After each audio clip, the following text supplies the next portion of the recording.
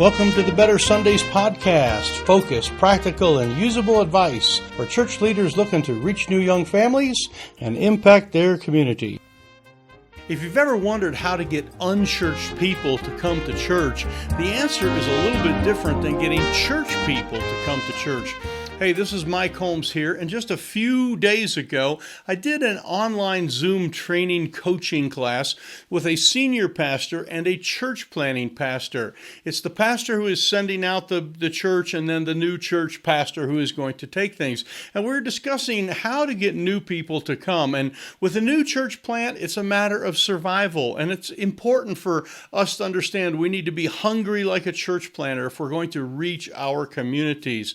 So we spent a little bit of time going through some things. I'm going to show you more details at the end of this. So go ahead and enjoy this little bit as we talk about how to promote a message and how to get people to come to hear what you're speaking about. And then at the end, I'm going to show you exactly how we did that with one of our sermon series just a few years ago. We did, when I've done a big series like that, and when we started, one of the things that's important, we do sermon notes, like this, and these are our small group questions, but what I would do is on the back, I would have like a thing, and it would say, let's just say it's January 1st, for example. So your first service, January 1st, January 8th, 15th, 22nd. So it's like, right here, it would say, January 1st, today, I've taught you what a lighthouse is. On next Sunday, on the 8th, what I'm going to teach is how a lighthouse saves lives, blah, blah, blah, blah, blah. Yeah. And you explain a little bit of the message right there. So make sure you come. On the 15th, I'm going to be teaching on this. On the 22nd, I'm going to be teaching on this.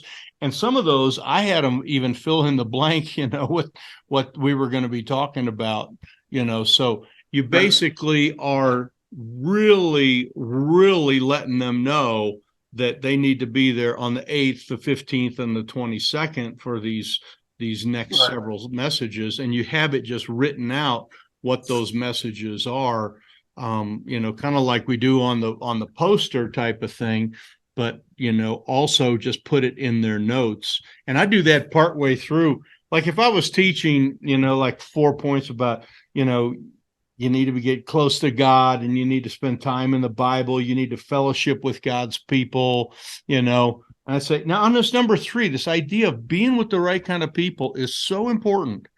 And so what we have done here is we've committed our lives. We've come over here so we can be with you and help you know other people that are raising kids in this world, that have a job in the city, just like I have, that are doing these things. And being with other people is going to be one of the most important things. In fact, flip your thing over. See what I got here? Next week on the 8th, I'm going to be teaching on this topic, and you need to be here. This is really good stuff. You need to be here on the 15th, where I'm going to be covering this, especially guys. Guys, make sure you're here on the 15th, because we're going to talk about the man's role in navigating his family through the choppy waters.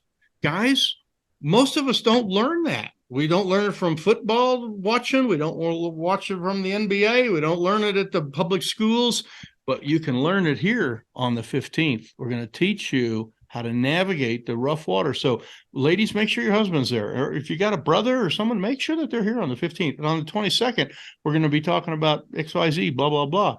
So that's why you need to be in not only the Word of God and not only in Bible study, but in fellowship with other people. And that's what a local church is people going the same direction. Now, let me get down to point 4. You need to blah, blah, blah, and you go to your next one. But right in the middle, you just pull it out and get them going. And they're like, I can't wait to be there, You build anticipation. Anticipation is a great thing, When I'm taking my kids fishing or whatever, halfway through the week, I pull the rod out and I go, all right, here's a lure, and let's practice casting out in the driveway, just throwing the bobber and seeing if you can get it out into the grass and reel it in and teach them how to do it. And they're all fired up, to go fishing, but I'm responsible, and you would be responsible for building that anticipation and just really letting people make it real clear. And again, remember, all these people that have these psychographics of broken relationships and financially extended and all that, they're not in the habit of going to church. They're not like, see, we're all going to be at church on Sunday here in a few days, and there's just no question about it. But everybody else in the world, you got to give them a good reason to go. And it's because on the 8th, I'm going to be teaching this lesson, and the 15th, don't forget, that's the one for guys, So yeah, you can really pump that stuff up. So excellent things. Yeah, if you got some outlines you want to send them, I'd love to. And not even necessarily outline. It's really just like the gist of where you're going in 1 or 2 sentences, Okay. Yeah, that kind of thing. All Yeah, right. the man is the master of the ship, Guys, you need to be navigators. And women love it when you speak to men. I can tell you that. The guys love it too, because they need it. They need direction. So that's cool. I'm excited about that.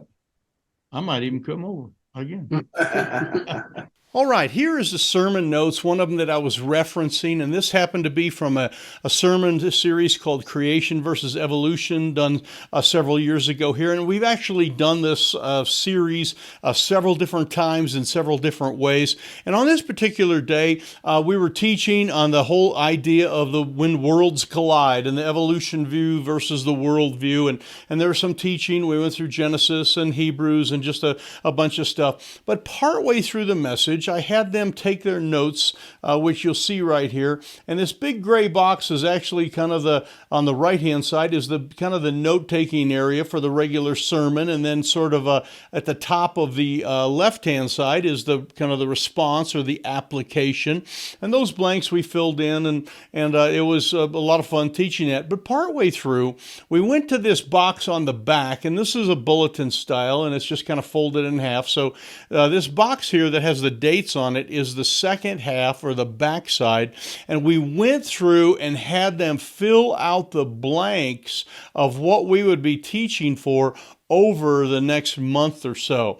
And this is just a great way for you to be able to promote what you're doing and teach about your upcoming teaching.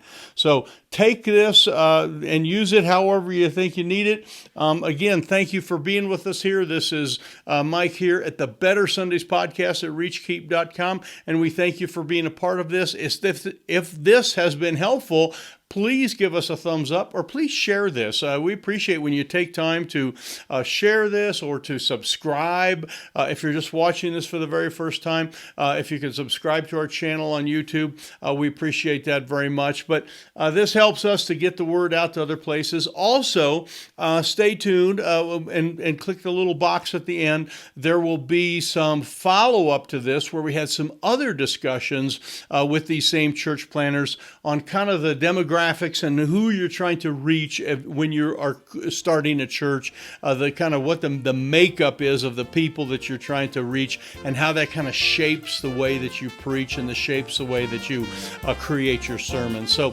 thanks for being with us here at the Better Sundays podcast at reachkeep.com.